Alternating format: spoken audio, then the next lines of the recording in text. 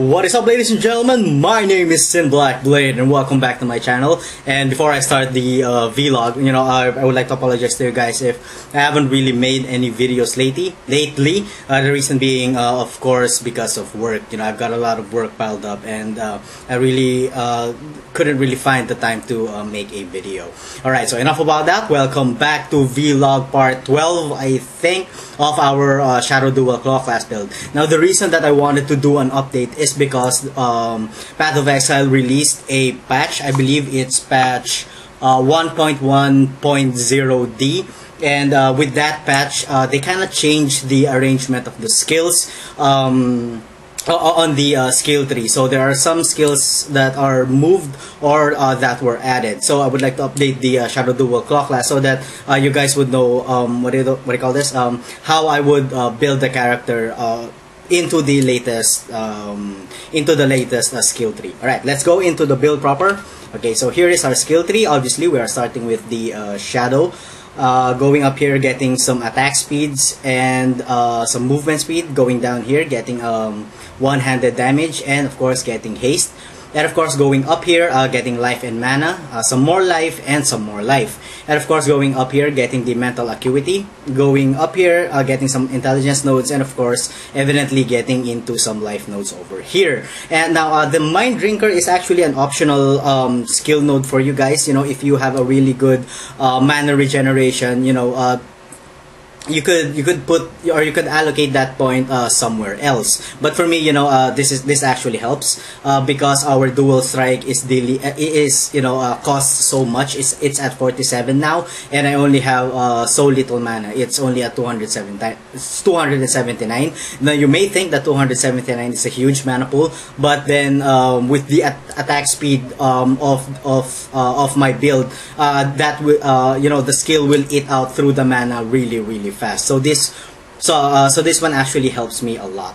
Alright, so of course going up here, getting the repartee, and of course going down here, getting some movement speed and the conditioning for some 12% increased maximum life and a plus 20 to strength. And then of course going down here, getting some claw damage and accuracy, 6% increased physical damage with claws, and 8% increased accuracy rating with claws too. And then of course evidently going to the claws of pride, because it has a triple attributes over there for 1 skill points, increased physical damage with claws, increased plus 8% increased attack speed with claws, and plus 25 to our maximum life, which is also good. Now I did go over here and to get the some claw damage and attack speed, and of course getting the Soul Raker, simply because I would like to max out the life leech that our claw can do. But this is actually entirely optional, but what you can actually do is to just invest in some more damage. Of course, when you deal much more melee physical damage, you leech much more life back. But for me, I decided to take it nonetheless. Of course, taking another frenzy charge over here and increasing the frenzy charge duration for 18%. And then of course I went down here. I got plus 30 intelligence over here, simply because that is needed in some parts of my gear and or my gems. And then of course going down here, of course before we go down, you may want to consider taking the Revenge of the Haunted, simply because it gives you plus 4% increased physical damage and plus 16% increased evasion rating, and add to that of course a 10% increased maximum life. So this is a very notable skill node for us to take. And of course passing through evasion and evasion rating and increased maximum life, and another evasion rating and increased maximum life. Although it's only 4, it's very negligible, but well, you may want to take this if you have if you have extra skill points. And then of course going down here, getting some more increased maximum life, getting the gymnastics for some 10% increased maximum life and plus 20 to our strength. And then going down here, taking of course the aspect of the Panther. Now the reason that I really love taking what I mean is I really took into consideration and I really love the skill node for a melee class is because we are getting 4 stats with one what I mean is 4 attributes with 1 skill points. 16% increased physical damage with one-handed melee weapons, plus 6% increased attack speed, with one-handed melee weapons, plus 10 to our life, and plus 4 movement speed. Now, I did make a mistake. Instead of going with dual wield damage and then going down to getting weapon artistry, I went over here, getting the dexterity, getting the finesse, and then getting one-handed damage, and then weapon artistry.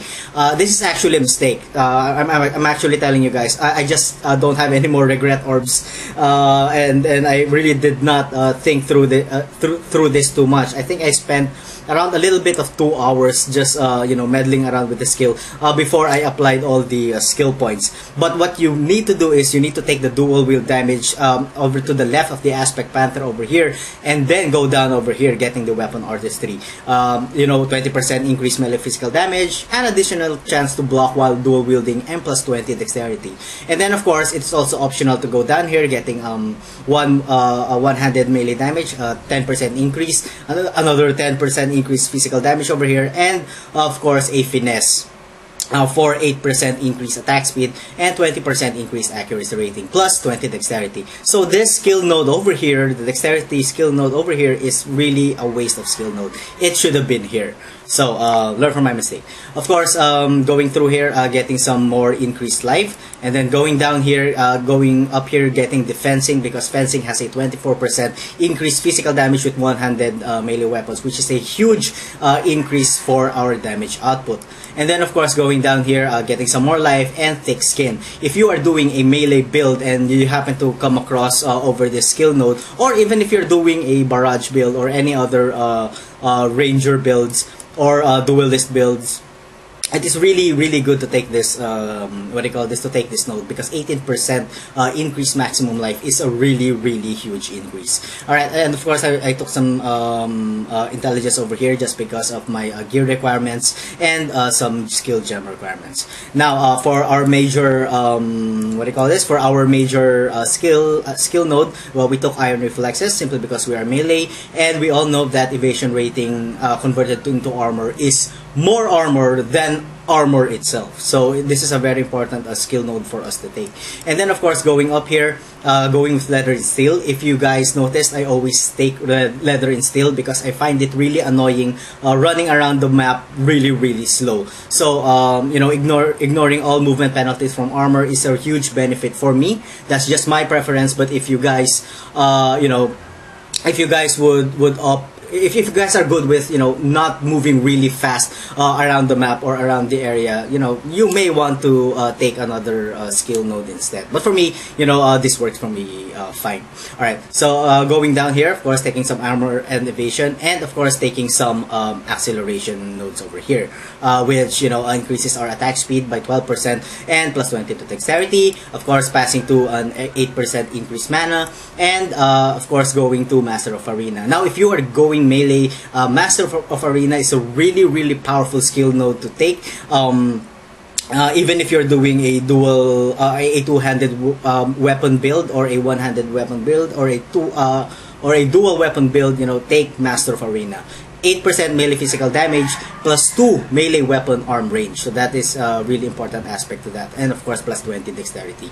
And then of course going up, taking more 8% increased maximum life, and another 12% increased maximum life over here, and plus 1% life regeneration per second. And of course taking some 12% melee physical damage over here, and evidently finishing the finishing the path of the duelist by taking additional plus 12% plus 12 to our maximum life, and plus 15% increased melee physical damage. Now I did go down here taking all of these powerful melee nodes. As you can see, Water Dancing, 18% increased physical damage with one-handed weapons, some attack speed, and some 10% increased physical damage with one-handed weapons. And then of course going down here, taking some more life, 12%, 8% maximum life, and another 8% maximum life, and getting Golden Blood for an additional 1.5% life regeneration per second. Now I did go down here to get some Diamond Flesh because I was struggling with some gear into maxing out the two important resistance that I really wanted to max out, which is Cold and Lightning. So if you guys can max your resistance through your gear, then this is 2 points that you could spend into, or you can allocate to a more important skill nodes like damage or probably life. Now I did take another endurance charge over here. for the additional armor and resistances. Now, as you can see, I really took into consideration on getting the unwavering stance. Now, again, getting the unwavering stance is a really important skill node, simply because through the time that I've been playing Path of Exile, I encountered being stun locked a lot. And add to that, you know, the dangers of whether that monster is doing a cold damage. If that monster is doing cold damage and it freeze locks you, and then it stun locks you, and then there are a group of mobs, you are dead. You can't do anything about it. You are dead. So removing an aspect to that, which is the stun effect, is a really beneficial factor for a melee build or for any melee class. But then, you know, if you could live by it, if you could probably get some gear that what do you call this? Reduces the enemy's not the enemy. What do you call this? The stun threshold or something to your character. The stun recovery to your character. Then maybe you'll be off spending the 1, 2, 3, 4, 5, 6. Spending the other 6 points into other skill nodes as well. If you want some more damage, of course, you can always go with Raptor Talons, passing through 12% increased physical damage over here, and some more physical damage and accuracy rating, physical damage and accuracy rating, physical damage and increased attack speed, and of course ending with a 24 increased attack speed with increased physical damage. Sorry, with damage with claws. And then of course you can always go down here and get the ambidextrity. This is a pretty notable skill node. As you can see, 24 increased physical weapon damage while dual wielding, and plus 4 increased attack speed while dual wielding. And of course, before I forget, there is another set of skill nodes which is, I think, worth our attention. Getting this whole skill nodes is a pretty powerful set, simply because we're getting 6% attack speed by getting these 2 skill nodes over here. But then the important part is, of course, getting duality, which increases your damage, your physical damage while dual wielding by 24%. 24% is a really huge number, and so is 20%, and so is 18%. So those are the type of skill nodes that you really want to set your eyes to. And then of course, if you go down here, you will be adding an 8% increased physical weapon damage while dual wielding to your overall damage. Plus, add to that a 6% excuse me, increased maximum life, and so with this one. So that is 2 with 1 skill node. So this is a pretty notable skill set of nodes that I think that you should pay attention to. Excuse me. So I think that's about it. If you're lacking mana, of course, there is always the Primal Spirit over here, and there is the Mana Flows over here, but I don't think that you guys will take that, and you'd probably rather take in some clarity in your build. Now, with regards to with my aura, I'm only using 1, simply because of the amount of mana cost that the dual strike is doing. Alright, so I guess that's it for the skill tree. I've been doing great. I've killed Piety, I've killed Dominus, I've killed Cole with little to no problem. I did die with Dominus around 3 times because I was getting really cocky with him, and I really didn't have any other escape skill. I was really focusing on the dual strike instead of any other skill. So you may want to add some flicker strike in there. Alright, so that's about it for the skill tree. Let's get into our gear. Now, for our gear, any dual claw class would really get a Helion Paw. That is because Life Leech from this weapon applies instantly. So nothing much to say about that. For my second weaponry, I have this one, a Terror Claw. This is the highest level of claw that we have in game. But if you can roll, because I've seen players or gamers who have a lower tiered claw, but it has a higher roll of damage and attack speed. So if that works for you, go ahead and use that. So far, with all of the claws that I've collected, this one is the highest rare weapon that I could, that I was able to roll. Alright. For my helmet, nothing much there, life and resist. For my amulet, life and resist there, high roll of life, as you can see, 78, and plus 22% increased mana regeneration is always welcome. And for my rings, I'm using this one. It's pretty good because it has a plus 16% to all elemental resistance with a high roll of 27 lightning resistance. Not so good with life. You may want to bump that up. But it has a good physical damage, which is, as you can see, it's 5 to 12. and some regeneration rating and some evasion rating, which are really low numbers. The other one is a pretty good ring in my opinion, because it has a plus 52 to our maximum life and a plus 29% to our cold resistance, which is innate, and then add to that another plus 17% to cold resistance and plus 13% to lightning resistance, and we get a plus 2% to our physical leech, physical attack damage life leech. With our armor, I'm using the Carcass Jack, which I really love. If you guys were watch my previous videos on the Shadow Dual Claw class, you guys noticed that I'm using a specific strength type armor, which has a 90 plus addition to our life and plus 3 or 2 resistances, high roll resistances. Now I really wanted to use this one because aside from it is unique, it gives us a plus 20% increase radius to area of skills, which means that it will affect the melee splash significantly. And of course, add to that plus 12% increased area damage and extra gore. Now, what is attached to my dual strike is multi-strike, added chaos damage, mana leech, and melee splash. Now, if you have a really good mana, a mana management build in your system, I suggest that you rather put some faster attacks over the skill gem right here, rather than getting mana leech. Alright, for my gloves, very typical life and resist. For my gloves, I'm using a rustic sash simply because it rolled a high roll of 70 of life. As you can see, the maximum life there is 72 and plus 25% to cold resistance and plus 13% to our lightning resistance. And then of course for my boots, I have this very typical life and resist and movement speed. Alright, now for my flask, I'm using 2 life flasks. The other one is ample, removes bleeding and plus extra charges. The other one is a sapping, just in case we get a really huge damage and it halves our life, we want to recover that as fast as possible. Now, the next is of course we have a Quicksilver flask, to embrace the most noblest deeds of all noblest, to run away.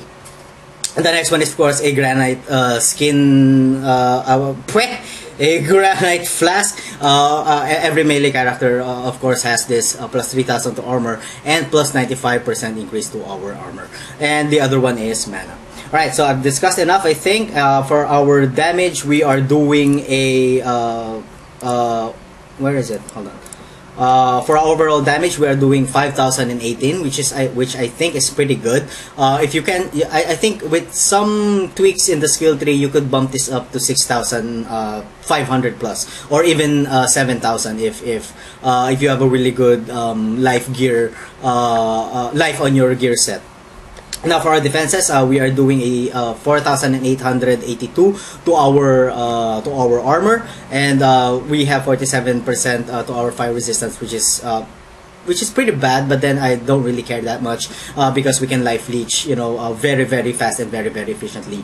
But what I do care is, maxing out the resistance of our cold and our lightning resistance. We're not doing really good with chaos resistance, but if you can get chaos resistance in your ring, or if you want to get some chaos resistance in your in your skill tree, that will be good also. Alright, so I've talked enough. Let's get into some gameplay. So I am using only one aura, which is Grace. That is because I have a pretty bad mana management. But with some tweaks, you guys could probably use 2 or even 3 if you want to put Clarity and then Blood Magic on your on your skill set. And wait a minute, I forgot my skill gems. I'm using Empower. I'm only using Empower and Enhance for for leveling. They're not really that important yet up until they get level 3. For my CWDT, I'm using Molten Shell and some Fire Penetration, and of course reduced mana and some Grace over here. And of course we have Portal. For my other CWDT, I'm using Enduring Cry and Enduring Cry. That is, of course, to max out our Enduring Cry as fast as possible. And then for my other CWDT, I'm using Blood Rage, vulnerability, and increased area of effect. The increased area of effect is of course for vulnerability. Alright, so that's it. I hope you could find Brutus as fast as possible. I am planning to update as much as I can on all of the builds that I have made all throughout this past few months. But I'm not entirely sure if I can. I am going to do the of course the witch, because that is one of the most successful builds that I've ever done, simply because of the DPS, or the amount of damage that the skulls are doing. I think this is, yes, this is okay, hold on. I really wanna get rid of this guys before going into, alright, let's go. Cold. Piece of cake, guys. Piece of cake. No other build can do this, I think. Alright, so as you can see, we are on the merciless difficulty. This is Act 3 and that was Cole. The reason that Cole is a really good judgment for balancing out our our character is because number one, he has a really huge life pool.